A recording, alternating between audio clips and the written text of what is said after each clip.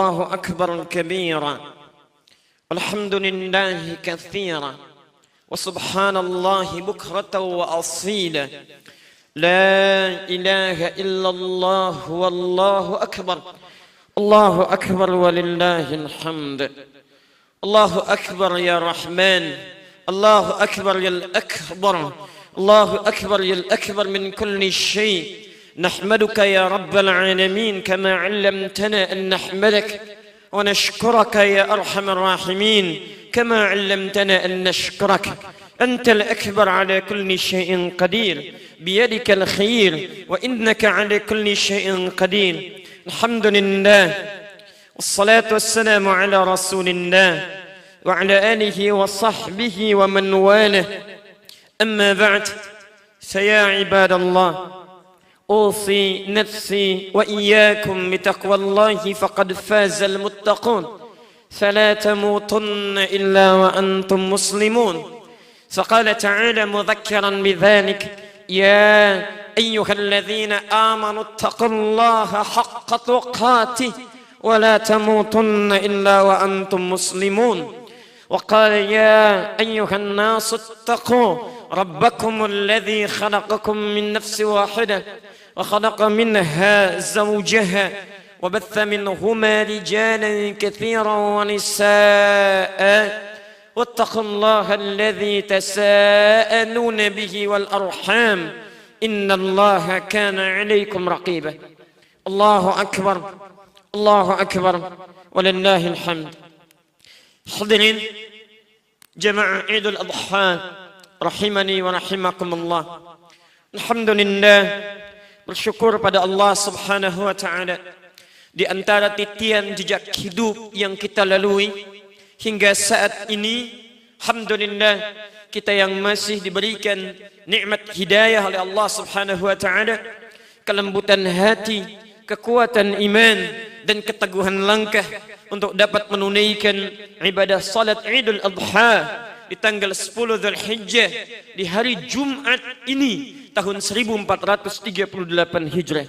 Kita bermohon pada Allah Subhanahu wa taala semoga hari Jumat ini Sayyidul Ayyam ditetapkan oleh Allah Subhanahu wa taala untuk kita semua sebagai hari terbaik, Idul Adha terbaik di antara sekian perjalanan Idul Adha yang pernah kita lalui dalam kehidupan kita. Allahu Akbar, Allahu Akbar, walillahil hamd. Hadirin, saat Allah Subhanahu wa taala hendak mencipta manusia dan mengenalkan itu kepada para malaikat yang hadir di sekitarannya, maka ada yang menarik disebutkan dalam Al-Quran yang dalam penyebutan itu akan menunjukkan esensi hakikat Idul Adha yang tiap tahun kita hadiri, kita rayakan, kita kontemplasikan dan kita renungkan segala hal yang terkait dengan ibadahnya. Maka Allah berfirman mengisahkan itu di Quran surah ke-15 Al-Hijr ayat ke-28. A'udzu billahi minasyaitonir rajim. Wa idz qala rabbuka lil malaikati inni khaliqun bashara. Allah berfirman, dan ingatlah tatkala Rabbmu Muhammad menyampaikan pada para malaikat, aku akan mencipta makhluk baru diberi nama dengan bashar. Hadirin, saat Allah pertama kali mengenalkan pada para malaikat akan mencipta manusia, maka yang menarik disebutkan istilah untuk manusia ini dengan nama bashar. Padahal dalam Al-Quran manusia seringkali disebutkan dengan 5 nama. Bahkan kadang disebut dengan ins selain bashar. 18 kali disebutkan dalam Al-Quran bersanding dengan jin. Kadang disebutkan dengan insan. 65 kali disebutkan di Quran. Di 63 ayat. Di 43 surah berbeda. Kadang disebutkan dengan nas. 241 kali disebutkan dalam Al-Quran. Kadang disebut pula dengan Bani Adam. Di 7 ayat 7 kali disebutkan dalam Al-Quran. Namun menariknya, nama pertama yang dilekatkan pada manusia saat mula akan dicipta tidak disebut dengan ins, bukan insan, bukan pula an-nas, tidak juga Bani Adam, tapi disebutkan dengan bashar. Bashar 35 kali disebutkan dalam Al-Quran. Hadirin, apa itu bashar? Dalam bahasa Arab, setidaknya bashar termasuk dalam kosakata Al-Quran, bila disebutkan maka setidaknya menunjuk pada dua hal yang paling utama. Pertama, bashar dipahami sebagai makhluk berkulit yang punya karakter lembut. Makhluk berkulit yang punya karakter lembut, tampak lembut, memiliki kulit. Seakan Allah ingin menyampaikan pesan pada para malaikat, saya ingin mencipta makhluk baru yang materinya, bahannya, sifatnya berbeda dengan kalian wahai para malaikat. Kalau kalian diciptakan dari cahaya, maka yang ini akan diciptakan dari bahan yang berbeda, materi yang tidak sama. Hadis riwayat Muslim nomor hadis 2996 an Aisyah ummul mukminin radhiyallahu taala anha, diriwayatkan oleh Sayyidah Aisyah, ibunda orang-orang beriman, semoga Allah meridai kepadanya. Khuliqatil malaikatu min nurin wa khuliqal jannu min marijin min nar wa khuliqa Adam kama wusifa lakum. Sungguh malaikat, kata Nabi, diciptakan dari cahaya, jin diciptakan dari api yang menyala-nyala, sedangkan Adam dicipta dari segala sifat yang terkumpul dalam diri kalian. Hadirin, malaikat dari cahaya, kita dari materi yang berbeda. Karena itulah Allah ingin menegaskan dalam konteks ayat ini, hei malaikat, saya ingin ciptakan makhluk baru yang materinya tidak sama, bentuknya tidak sama, bahannya berbeda. Engkau dari cahaya, ini dari saripati tanah, yang melahirkan satu makhluk berkulit, tampak punya karakter dalam kelembutannya. Hadirin, Allahu Akbar, Allahu Akbar, Allahu Akbar, walillahil hamd. Kita berbeda dengan malaikat. Karena perbedaan materi penciptaan ini, maka karakteristik, sifat, bawaan kehidupannya pun Quran mengisyaratkan berbeda. Malaikat karena diciptakan dari cahaya, cahaya disebut dengan nur dalam Al-Quran. Nur disebutkan 43 kali dalam Al-Quran dan tidak pernah disebutkan kecuali menunjuk pada segala hal yang bersumber langsung dari Allah Subhanahu wa Ta'ala. Karena itu Allah disebut juga di Quran dengan sifat nur. Allahu nurus samawati wal ard. Nur karena bersumber langsung dari Allah, segala atas kehendak Allah, maka segala yang bersumber dari Allah semuanya memiliki nilai-nilai kebaikan. Hadirin, kumpulan dari sifat baik itu disebut dengan takwa. Maka ketika malaikat diciptakan dari nur, itu artinya dalam diri malaikat semua hanya terkumpul sifat-sifat kebaikan saja. Kumpulannya disebut dengan takwa. Karena itulah Quran menyampaikan, karena malaikat hanya tercipta dari nur, nur sifatnya baik, seluruhnya disebut dengan takwa. Untuk itulah malaikat disebut dalam Al-Quran tidak akan pernah punya potensi untuk bermaksiat dan melanggar ketentuan Allah Subhanahu wa Ta'ala. Quran surah ke-66 At-Tahrim, di ayat yang ke-6 Allah menegaskan, la ya'sunallaha ma amarahum wa yaf'aluna ma yu'marun. Malaikat itu, kata Al-Quran, mustahil dia bermaksiat. Tidak mungkin dia berbuat salah. Dan tidak akan pernah terlambat. Dan tidak akan pernah bahkan meninggalkan apa yang telah Allah tugaskan untuk mereka. Jadi Anda tidak perlu kaget. Anda pun tidak usah buang energi memuji jika ada malaikat terlihat hebat dalam kehidupannya. Jibril hebat, Israel hebat, malaikat maut, Mikail, malaikat penurun rizki hebat, seluruhnya hebat. Jangan pernah memuji malaikat karena memang sifatnya diciptakan dalam keadaan hebat dan baik. Tapi juga jangan berpikir mereka berbuat maksiat dan tidak perlu aneh dalam keadaan itu. Sampai hari ini Anda tidak pernah mendengar ada malaikat Jibril korupsi ayat. Sampai hari ini Anda tidak pernah mendengar ada malaikat maut terlambat mencabut nyawa. Sampai hari ini Anda tidak pernah mendengar ada malaikat Mikail tertukar menurunkan rizki. Karena la ya'sunallaha, dan tidak akan pernah bahkan berganti tugas. Ada malaikat yang tugasnya hanya sekedar bertasbih, tahmid, takdis kepada Allah. Sampai kapanpun kehidupan, tugasnya tidak akan berganti. Quran surah kedua Al-Baqarah ayat ke-30 itu. Wa nahnu nusabbihu bihamdika wa nuqaddisu lak. Kata para malaikat yang ada di langit, tugas kami ya Allah sampai hari ini sering mentasbihkan Engkau, selalu bertahmid memujimu dan mentakdiskan, mengkultuskanmu. Malaikat maut tugasnya hanya akan itu saja, tidak pernah akan berganti sampai kehidupan pun akan berakhir. Quran surah ke-32 As-Sajdah ayat yang ke-11 itu, qul yatawaffakum malakul mautil ladzi wukkila bikum. Katakan Muhammad, yang diberi tugas untuk mewafatkan itu hanya malaikat maut, bukan malaikat Jibril, bukan malaikat Mikail, juga bukan yang lainnya. Allahu Akbar, Allahu Akbar, walillahil hamd. Manusia disebut dengan bashar, unsurnya berbeda, sifatnya lain. Hadirin, bashar tidak disebutkan kecuali mengandung makna yang kedua, yaitu perpaduan antara sifat takwa, yang kedua yaitu apa yang disebut dengan nafsu. Nafsu tidak disebutkan bashar kecuali terkumpul dua hal ini. Satu, takwa. Yang kedua, nafsu. Takwa diisyaratkan oleh Al-Quran. Fanafakhtu fihi min ruhi. Quran surah 15 ayat ke-28 tadi. Fanafakhtu fihi min ruhi. Maka aku tiupkan kepada manusia yang tercipta ini roh dariku. Karena roh bersumber dari Allah, maka dalam diri kita pun ada bawaan sifat-sifat takwa. Tapi ketika disebut dengan bashar, Quran ingin menegaskan bahwa dalam diri kita tidak sama dengan malaikat. Kalau malaikat takwa saja, maka dalam diri manusia ada takwa ruhi, yang kedua ada nafsu. Hadirin, nafsu tidak diisyaratkan kecuali sifat yang melekat pada hewan. Sifat yang melekat pada hewan. Sedangkan keterangan dalam Al-Quran, nafsu lawan dari takwa. Jika takwa menyeru pada kebaikan, membawa sifat-sifat mulia, maka nafsu sebaliknya. Quran surah ke-12 Yusuf ayat ke-53. Wa ma ubarri'un nafsi innan nafsa la'ammaratun bisu. Saya tidak bisa menganggap diri suci karena dalam diri ada nafsu, dan nafsu cenderung membawa kepada sesuatu yang tidak menyenangkan, sesuatu yang kadang buruk, sesuatu yang terpandang salah. Hadirin, hewan hanya diciptakan dengan nafsu, tidak memiliki sifat takwa.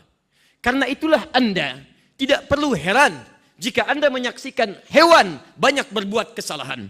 Dan tidak juga kita harus membuang energi untuk mencela hewan jika hewan memang pernah berbuat salah. Perhatikan saudara, ayam di mana saja dia ingin buang kotoran, dia tidak akan lihat sekitarannya. Mau di sudut masjid, mau di lantai masjid, mau di depan rumah Anda, karena dia tidak punya nilai-nilai takwa, nafsu yang hadir dalam dirinya, maka tidak melekat pada dirinya sifat-sifat perhatian pada lingkungan sekitarnya. Wajar berbuat salah, jadi tidak ada kerjaan bagi Anda jika mencela hewan ketika berbuat salah. Perhatikan sapi keliling komplek BSK, tidak pakai celana, dia tidak punya malu, dia tidak punya perasaan enggan, sungkan dengan yang lainnya, karena memang tidak punya sifat takwa. Perhatikan hadirin, ada kambing yang diikat, ada sapi yang diikat, mereka tidak punya malu, walaupun di samping masjid, adzan berkumandang, kalau datang syahwatnya, tetap akan dilakukan. Tak peduli ada panggilan adzan, tak peduli di dekat imam, tak peduli di samping rumah Allah, karena tidak punya takwa, nafsu melekat dalam dirinya, maka apapun yang diinginkan bisa terjadi kapan dan dimanapun mereka inginkan.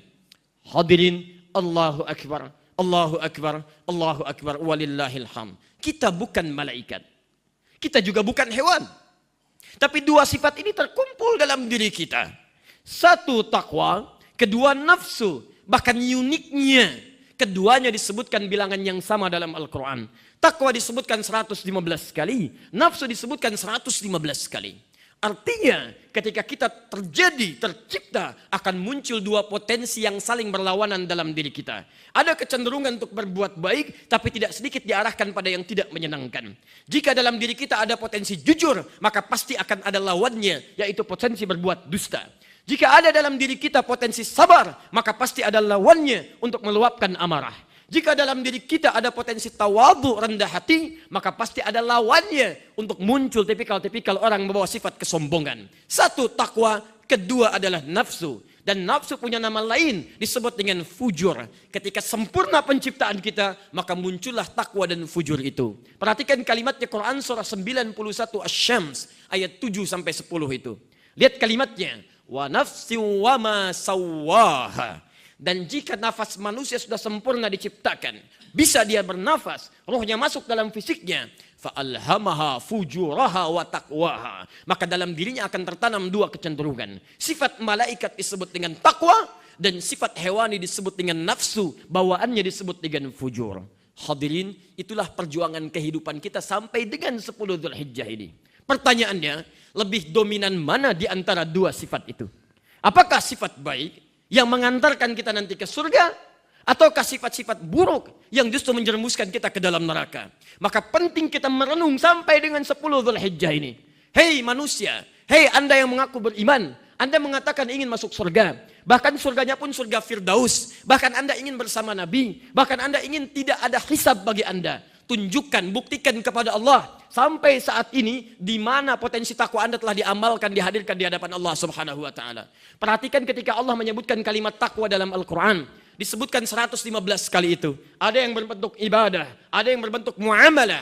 Takwa pertama di Quran surah kedua, ayat kedua sampai 5 itu. Dzalikal kitabu la raiba fi hudal lil muttaqin. Quran jangan diragukan isinya, akan memberi petunjuk pada orang takwa. Perhatikan saudara, apakah sampai tanggal 10 Dzulhijjah ini Anda termasuk orang takwa yang disebutkan di Quran dengan sifat-sifat Anda itu? Lihat kalimat pertamanya, alladzina yu'minuna bil ghaib wa yuqimunas shalah. Yaitu orang yang mau beriman kepada Allah walaupun tak tampak dalam pandangannya. Sifat pertama iman, alhamdulillah kita miliki sampai hari ini. Tapi lihat amalannya, wa yuqimunas shalah, dan dia mau menyempurnakan salat. Pertanyaan pertama, hei Anda yang menginginkan masuk surga, hei Anda yang ingin surga Firdaus, hei Anda yang ingin bersama Nabi, hei Anda yang tidak ingin ada hisab bagi Anda. Perhatikan sampai hari ini, sejauh mana kita mampu menyempurnakan salat sampai dengan 10 Dzulhijjah ini. Menyempurnakan salat dibagi dua bagian. Satu terkait dengan fikihnya, yang kedua terkait dengan kuantitasnya. Ada kuantitas, ada kualitas. Karena itu kalimatnya disebutkan dengan bentuk jamak tanpa batas menunjuk pada kuantitas. Alif, lam, shad, lam, waw, ta marbutah. Bentuk jamak tanpa batas. Dalam bahasa Arab, dalam bahasa fikih khususnya, jika ada kalimat salat disebutkan jamak tanpa batas, maka dia mencakup semua jenis fardu dan sunnahnya. Hadirin, orang-orang beriman, Anda yang menginginkan sifat takwa, ingin masuk surga, khatib bertanya pada diri kita semua, sampai hari ini, berapa salat fardu dan salat sunnah yang pernah kita maksimalkan? Fardu tidak ada masalah, 5 waktu, subuh, zuhur, asar, maghrib, isya. Anda tunaikan dengan sempurna. Pertanyakan sampai hari ini, hadirin, maaf, berapa salat sunnah yang pernah mengiringinya? Rawatibnya, tahajudnya, duhanya, tahiyatul masjidnya, syukurnya, wudhunya, segalanya. Berapa yang pernah kita kumpulkan sampai hari ini? Jangan-jangan mohon maaf. Anda menginginkan surga, tapi begitu terlena dengan dunia. Berangkat gelap, pulang gelap, kumpulkan lagi, perbanyak, luaskan rumahnya, banyakkan kendaraannya. Meninggal, tidak dibawa semua itu. Lupa Anda dengan salat. Bahkan mohon maaf, jangankan yang sunnah, yang fardu pun kadang terlambat. Ada orang ketinggalan salat sunnah, hatinya gelisah. Anda yang cita-cita masuk surga Firdaus, terlambat sholat fardu, kok biasa-biasa saja? Hei manusia, Anda yang menginginkan surga Firdaus tanpa hisab, ingin bersandung dengan Rasulullah, perhatikan kalimat ini. Seorang Abdullah bin Abi Umi Maktum, sahabat mulia, turun surah Abasa pada beliau. Matanya tak mampu melihat, jarak rumahnya begitu jauh dari masjid. Masjidnya tak terlukiskan keadaannya bila dibandingkan dengan Masjid Al-Ansar ini.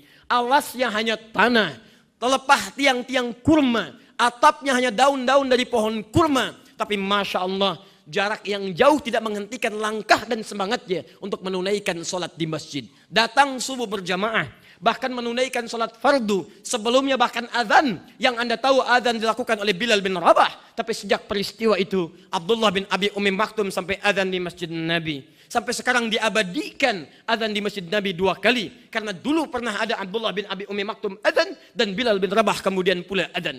Hadirin, pertanyaannya, Abdullah bin Abi Umi Maktum sahabat mulia, dekat dengan Nabi. Surah Quran turun pada beliau memuji kemuliaannya. Rumah jauh dari masjid, masjid jauh dari kata sederhana. Bisa sholat di masjid, azan di masjid, berjamaah di masjid, i'tikaf di masjid. Allahu Akbar. Anda sahabat bukan, tabi'in bukan, tetangga Nabi bukan, kerabat Nabi bukan. Sampai hari ini tidak ada satu huruf pun ayat Quran turun karena kemuliaan Anda.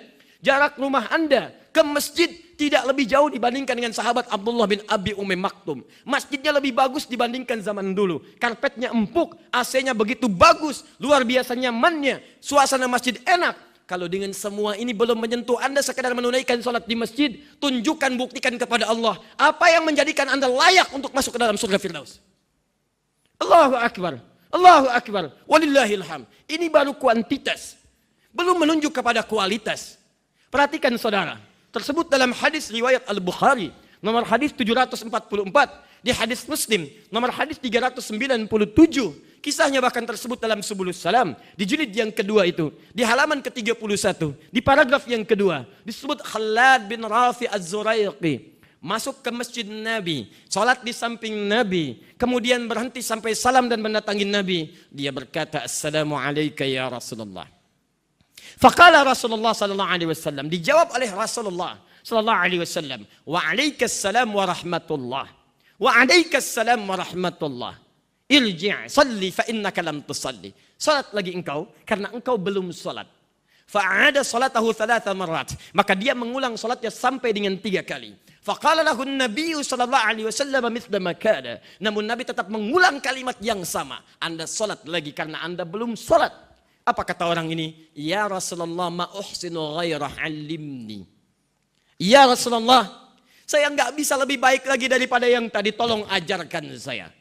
Anda bisa bayangkan seorang sahabat hidup di zaman Nabi, salat di masjid Nabi dan di samping Nabi. Karena salatnya tidak persis belajar serius kepada Nabi, tidak benar kualitasnya, kata Nabi, ulangi, kamu belum salat. Salatnya dinafikan oleh Nabi sallallahu alaihi wasallam. Anda belum salat. Yang paling menarik, kata orang ini, ya Rasulullah, saya ingin belajar, tolong ajarkan saya bagaimana salat yang benar. Maka diajarkan oleh Nabi SAW cara salat yang benar. Setelah itu Nabi mengatakan, Al-Bukhari, nomor hadis 651, Sallu kama ra'aitumuni usalli. Salatlah kalian persis seperti melihat saya salat. Hadirin, Anda bisa bayangkan, seorang sahabat Nabi, salat di masjid Nabi, di samping Nabi, dan salatnya tidak persis sama seperti yang diajarkan Nabi, kualitasnya jauh dari turunan Nabi. Kata Nabi, maaf, ulangi salat Anda. Anda bukan sahabat, jauh dari Nabi. Salat tidak di masjid Nabi, tidak di samping Nabi, dan Anda merasa tenang dengan kualitas salat Anda. Coba tanyakan pada diri kita. Ada isyarat yang halus dalam Al-Quran. Di surah ke-29, ayat ke-45. Al-Quran menegaskan bahwa ada bahkan di antara orang sholat itu yang tidak paham, tidak mengerti apa yang dibaca dan dilakukan dalam sholatnya.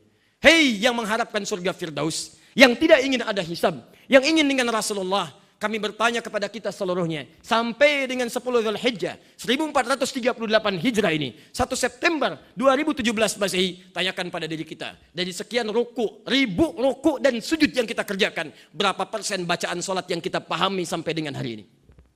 Jangan-jangan ruku gak ngerti yang dibaca, sujud gak paham yang diungkapkan, antum ngejar-ngejar dunia saja, sampai sekolah SD 6 tahun, SMP 3 tahun, SMA 3 tahun, 12 tahun, S1 4 tahun, 16 tahun, S2 2 tahun, 18 tahun, S3 2 tahun, 20 tahun. Semua dikejar hanya untuk dunia. Belum seminarnya, belum simposiumnya, belum stadium generalnya, belum ceramahnya, Allahu Akbar, untuk dunia. Berangkat gelap, pulang gelap, meninggal tidak dibawa.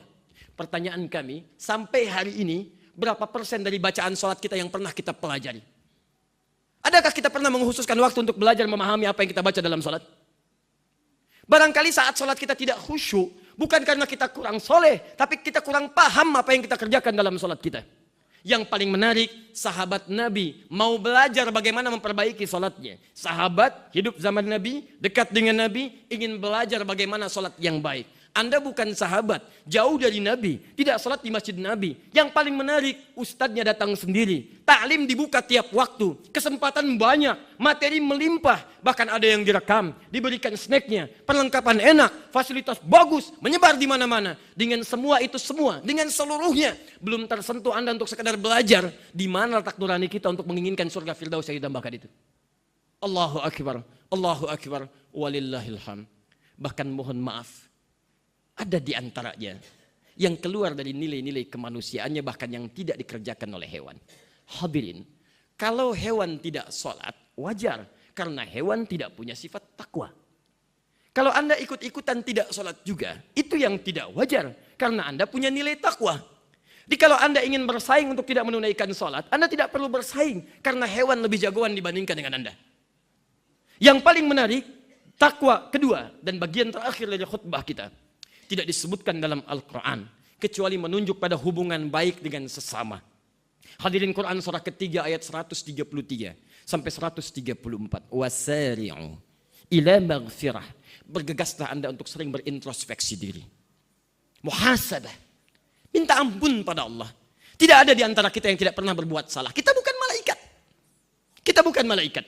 Kita disebut dengan insan. Dari kata nisyan. Akar katanya nasya, artinya lupa. Dan nasya dalam Al-Quran sering digandengkan dengan khata yang berarti salah. Rabbana la tu'akhidna in nasina au akhta'na. Ya Allah, jangan hukum kami kalau kami lupa. Dan dengan lupa itu kami salah. Wajar kita salah. Yang tidak wajar dari kesalahan itu kita tidak mau kembali berbuat baik dan bertobat. Hadirin, lupa salah. Bukan Anda tidak tahu bahwa dusta itu salah. Tapi ketika Anda berdusta, lupa kalau dusta itu salah.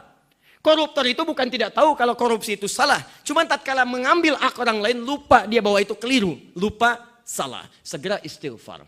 Wa jannatin arduha as-samawati wal ardu 'iddat lil muttaqin.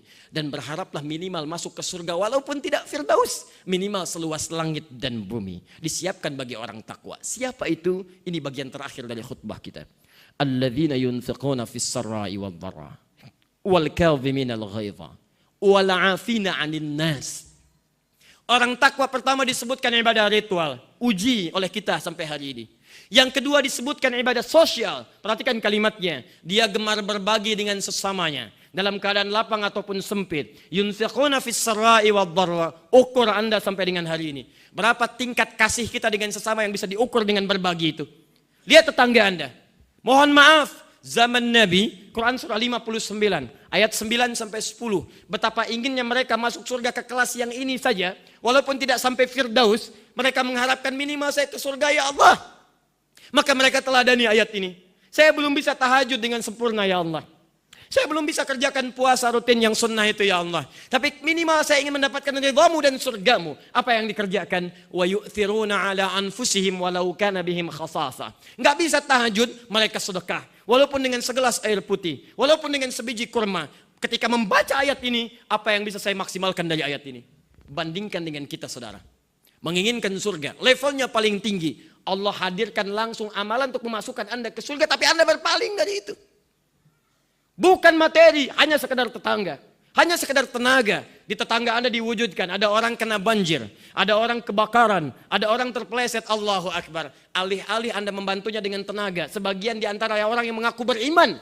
Kalau tidak beriman, jangan dipikirkan karena tidak ada iman dalam dirinya. Tapi kalau Anda mengaku beriman, ada tuntutan takwa. Perhatikan saudara. Saat orang lain terkena banjir, ada orang yang sibuk memotonya. Ada orang sibuk yang memvideokannya. Terkena kebakaran, sibuk bahkan hal-hal yang tidak berkait dengan manfaatnya. Ada orang mau loncat dari atas, malah direkam. Tidak menyiapkan hal yang bisa mengurangi tekadnya. Hadirin, tunjukkan. Sampai dengan saat ini. Yang paling luar biasa. Wal kadhiminal ghaidha. Kata Quran, orang takwa itu sanggup menahan amarah. Anda malah sering marah. Kata Quran, wal afina anin nas. Orang takwa itu pemaaf. Anda sibuknya, wallahu akbar. Marah tidak terlukiskan, maaf tidak hadir dalam tampilan. Hadirin, maaf. Bahkan ada yang tidak bisa kita pahami sampai hari ini. Kalau singa mengoyak kijang, maka Anda tidak perlu pikirkan karena singa itu buas. Tidak punya takwa. Karena dengan buasnya diciptakan kukunya tajam, taringnya sangat menikam. Singa wajar. Tapi Anda kan manusia, bukan singa. Bisa kok lisan kita tajam pada orang lain. Bisa tangan kita tajam pada orang lain. Bisa kaki kita tajam pada orang lain. Kita bukan hewan. Maka dari itu, dari BSK ini, dari Al-Ansar ini, dari Bekasi ini, satu titik dunia dari sekian kehidupan yang luas, kita kutuk kejadian yang ada di Myanmar itu. Kita tunjukkan pada dunia, cukup menjadi manusia. Cukup menjadi manusia. Tidak harus Anda menjadi orang beriman, itu pilihan Anda. Itu pilihan Anda. Kami beriman, tapi kita manusia. Cukup menjadi manusia untuk menyadari bahwa kita punya nurani. Mereka manusia, bukan hewan. Jikalau singa saja tidak pernah mengoyak bayi, singa tidak pernah menghantam bagian dari keturunannya, singa tidak pernah menghantam hal-hal yang tidak semestinya, maka silakan Anda lihat, ada sesuatu yang terjadi lebih daripada hewan. Lebih daripada hewan. Bayi dibantai, perempuan dinistakan, laki-laki ditepikan, dan itu di hadapan mata kita semua. Ditunjukkan oleh Allah Subhanahu wa taala. Ada perbaikan yang harus kita hadirkan. Dan yang paling ironis, paling miris, sebagian perbuatan-perbuatan nista itu, walaupun kadarnya tidak sampai kepada yang demikian, justru dikejarkan oleh orang-orang yang merasa beriman kepada Allah. Lisannya tajam, matanya tajam, kakinya tajam, tangannya demikian. Padahal ketika disebutkan dalam Al-Quran, semua kalimat tadi dibuka dengan iman. Mata Quran surah 24 ayat 30 untuk laki-laki, ayat 31 untuk perempuan. Qul lil mu'minina yaghuddu min absarihim. Katakan pada orang-orang beriman, matanya hanya boleh melihat yang baik. Lisan orang beriman, kata Nabi, man kana yu'minu billahi wal yaumil akhir falyakul khairan aw liyasmut. Lisan orang beriman, maaf, dia hanya akan berkata yang baik-baik. Kalau tak mampu dia akan diam sampai ke ujung kaki. Mohon izin, sampai dengan 10 Dzulhijjah ini, berapa kali mata kita dipakai untuk menang yang keliru? Berapa kali mata kita digunakan menatap yang salah?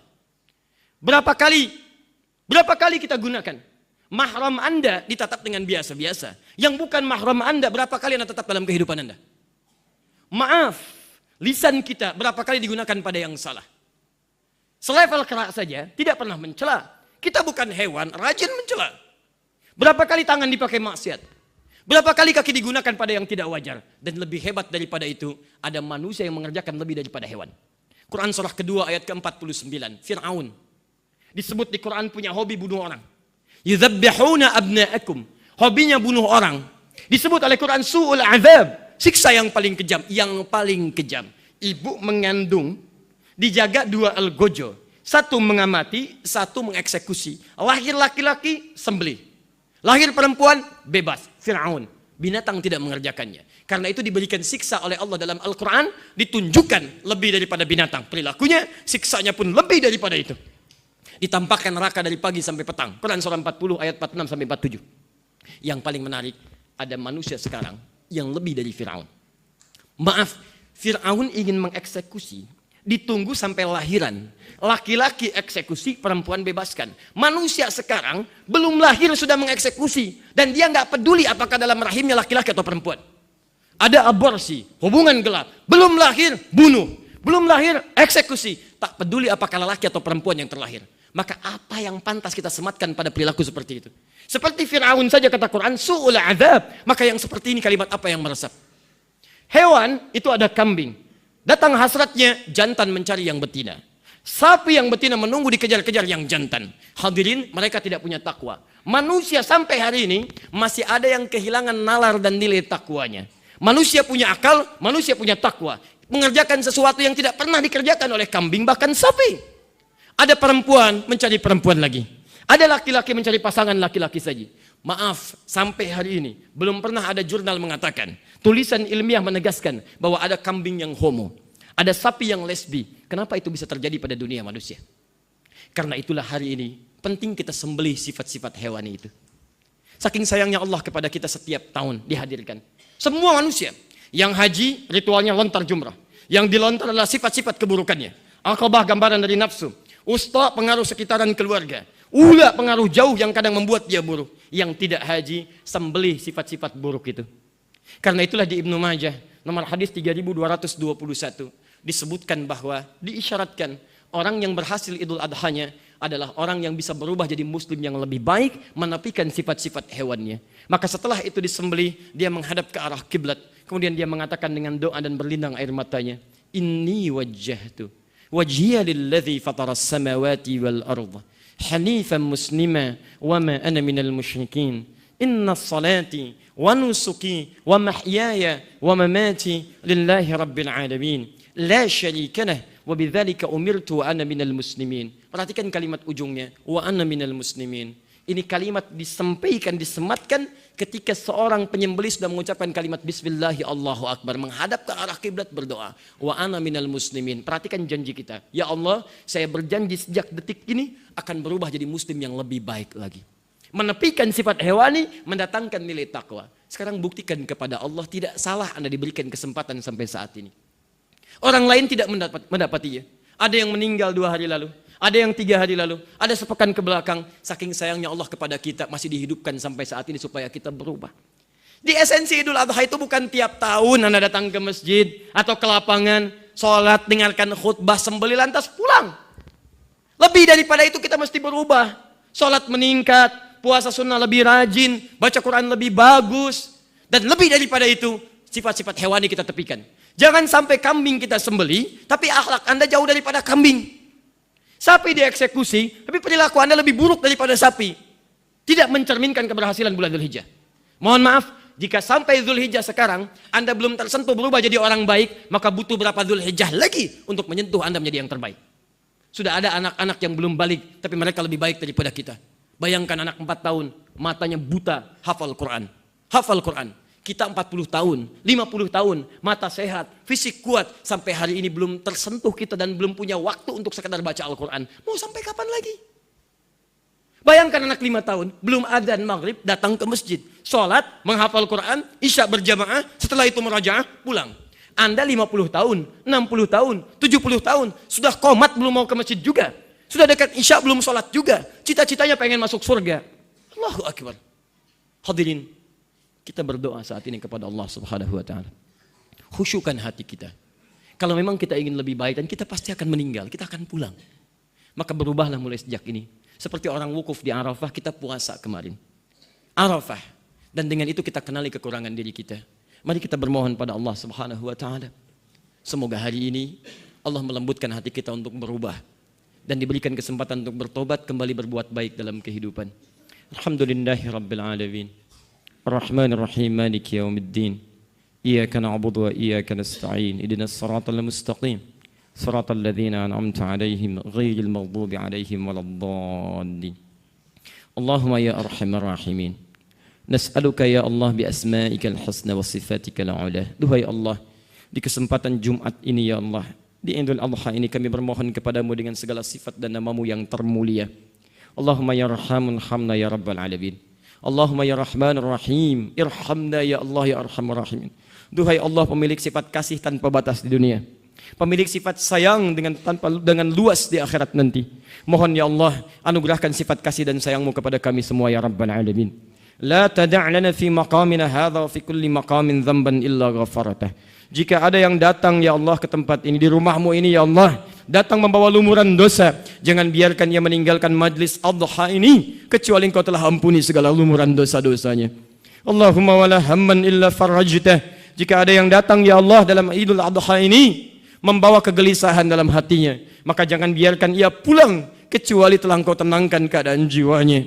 Allahumma ya arhamar rahimin wala asran illa yassartah. Jika ada yang datang ke masjid ini membawa kesulitan dalam hidupnya, di rumah tangganya, kehidupan sosialnya, dalam pekerjaannya, maka mohon dengan niat perubahannya ya Allah, niat hijrahnya, mohon ya Allah, angkat dan mudahkan segala kesulitan-kesulitan hidupnya. Wala maridan illa syafaitah. Dan jika ada yang sampai saat ini engkau uji dengan penyakit seberat apapun ya Allah, atau mungkin keluarganya, tetangganya, kerabatnya, maka mohon angkat dan sembuhkan penyakitnya. Ya Arhamar Rahimin. Allahumma alif baina qulubina, aslih ahwalana ma yuqarribuna ilaika ya Rabbal alamin. Ya Allah, mohon lembutkan hati kami agar kami mau berubah untuk menggapai ridhamu ya Rabbal alamin. Idza kana wahidun minna ba'idan anka ya Allah, ba'idan anis salah, ba'idan anil Qur'an, Allahumma ya Allah, harriq qalbahu liyahtadu ilaika ya Rabbal alamin. Jika ada yang datang ya Allah di pagi ini, di Idul Adha ini, mohon ya Allah dalam pandanganmu ia masih jauh darimu, seringkali menjauhi salat, jauh dari Al-Quran. Siapapun ia yang datang ke tempat ini ya Allah, maka mohon sentuh hatinya ya Allah, lembutkan jiwanya agar ia mau bertobat, ia mau berubah. Sadarkan ia ya Allah bahwa ia pun akan wafat. Sadarkan ya Allah, mohon sayangi dia ya Rabbal alamin. Berikan kesempatan padanya untuk bertobat. Allahumma afu anna ya Rabbal alamin. Maafkan kesalahan kami ya Arhamar Rahimin. Waghfir lana dhunubana ya Arhamar Rahimin. Ampuni dosa-dosa kami ya Allah. Tubna ilaika ya Rabbal alamin. Kami bertobat ya Allah sejak sampai hari ini. Qawi lisanana ya Allah, waj'al hayatana hayatan thayyibah, wa akhir mamatina ya Allah husnal khatimah.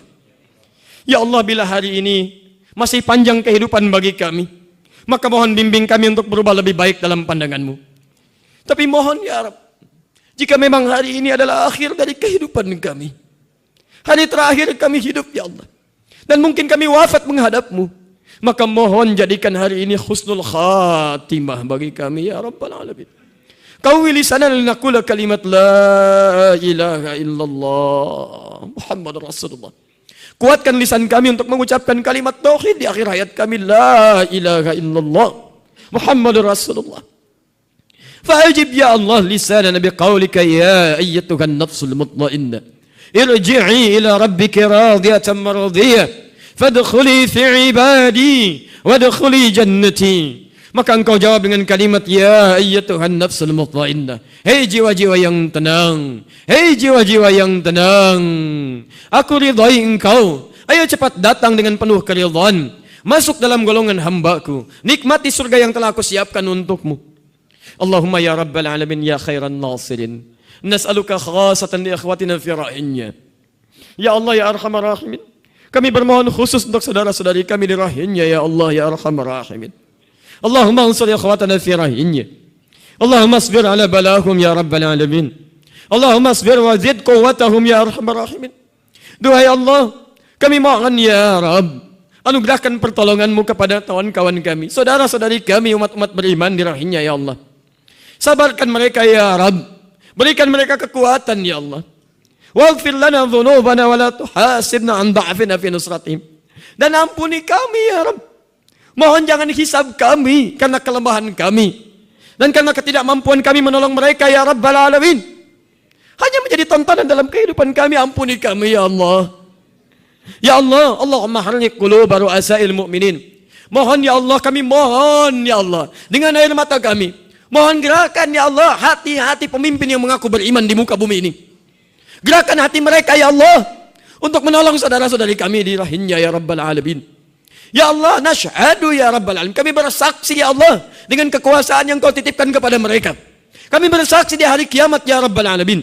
Sentuh hati mereka ya Allah, sentuh hati mereka ya Rabbal Alamin.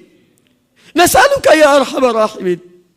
Ya Allah, jika memang mereka tidak mampu atau mereka menghindar dari takdir-Mu, maka mohon dengan segala kekuasaan-Mu, hanya Engkau saja ya Allah.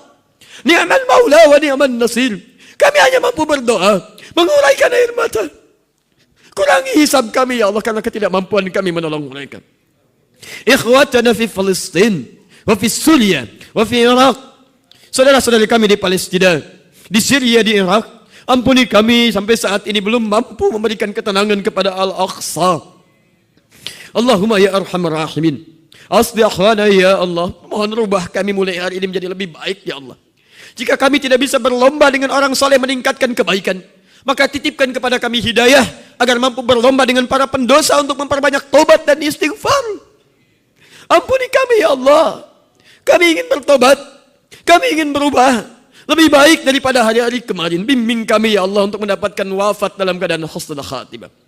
Allahumma ihdi ya Allah min jiwarina ghairil muslimin liyahtadu ilal Islam. Ya Allah, jika kami punya tetangga sampai hari ini, kerabat ya Allah, teman-teman kami yang belum memeluk Islam, maka mohon di Jumat ini ya Allah, tolong sentuh hati mereka. Tanamkan hidayah di hati mereka agar mereka mau memeluk Islam. Kami mohon ya Allah, mereka tetangga kami, bermain bersama kami, berolahraga dengan kami. Kami tidak ingin berpisah dengan mereka di akhirat nanti ya Allah. Berikan hidayah kepada mereka. Allahumma alif baina qulubina wahdi umara'ana wa khasatan fi Indonesia. Ya Allah, kami bermohon kepadamu, satukan jiwa-jiwa kami kaum muslimin khususnya di Indonesia. Ya Allah, berikan hidayah pada para pemimpin kami untuk bersikap adil. Jauhkan mereka dari berbagai maksiat ya Rabbal Alamin. Wahid sufufal muslimin ya Allah, dan mohon satukan saf orang-orang beriman di Indonesia. Jauhkan kami dari perpecahan ya Allah. Berikan hidayah pada para ustaz, para ulama, para kiai, para habaib untuk menepikan segala sifat-sifat kotor dalam hati beningnya ya Rabbal Alamin. Satukan para ulama kami ya Allah. Ikhlaskan hati mereka ya Rabbal Alamin, dan berikan mereka teladan bagi rakyat dan umat-umat Islam di muka bumi ini. Allahumma ya Rabbal Alamin, Rabbana atina fid dunya hasanah wa fil akhirati hasanah wa qina adzaban nar. Laqad da'unaka kama amartana fa'ajib du'ana kama wa'antana. Ya Allah, kami telah datang salat, mendengarkan khutbah dan bertobat, memohon kepadamu segala kebaikan. Maka mohon ya Allah, kami telah menunaikan segala perintah seperti Engkau perintahkan. Maka mohon jawab doa kami ya Allah seperti Engkau telah janjikan. Jika dengan semua ini belum juga doa kami mesti dijawab, maka mohon tunjukkan kepada kami ya Allah dengan cara apa lagi kami mesti berdoa. Taqabbal minna nusukana ya rabbal alamin. Mohon terima ya Allah seluruh sembelihan hewan korban kami, dan jadikan dengan itu kami lebih dekat denganmu ya arhamar rahimin seperti makna korbannya. Bifadlika subhana rabbika rabbil izzati amma yasifun. Wassalamun alal mursalin. Alhamdulillahi rabbil alamin. Ibadallah, innallaha ya'muru bil adli wal ihsan wa ita'i dzil qurba wa yanha 'anil fahsya'i wal munkari wal baghi ya'izukum la'allakum tadhakkarun wa la dzikrullahi akbar wallahu ya'lamu ma tasna'un. Hadirin, sebelum khatib menutup dengan kalimat tahmid dan salam, kami ingin berpesan, yang lebih penting dari Idul Adha adalah hadirnya kebaikan-kebaikan ritual dan sosial. Maka kami mohon siapapun yang hadir, perbaiki ibadah kita dan jalin hubungan baik dengan sesama. Tidak boleh ada orang mendapatkan Idul Adha tapi di kompleknya masih punya hubungan buruk dengan sesamanya. Maka tolong telusuri sekitaran kita, bangun kebaikan, ajak untuk ibadah, dan tunjukkan pada dunia. Dari Al-Ansor BSK kita punya perubahan untuk jadi lebih baik dalam pandangan Allah. Wa akhiru da'wana alhamdulillahi rabbil alamin. Wal afu minkum. Assalamualaikum warahmatullahi wabarakatuh.